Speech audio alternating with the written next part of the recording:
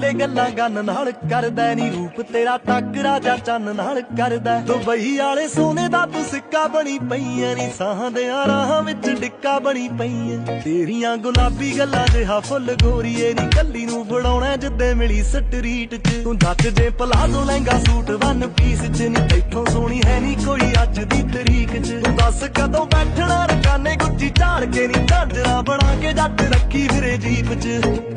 fab look तेरी सारा दिन फब्बी रहनी है नी नवें सूट फाइंड करने ते लगी रहनी है नी नीवी गड्डी जੱਟ दी ते नीवी तेरी कुड़ती तू विच पर पा के दिलों उच्ची अड्डी बहनी है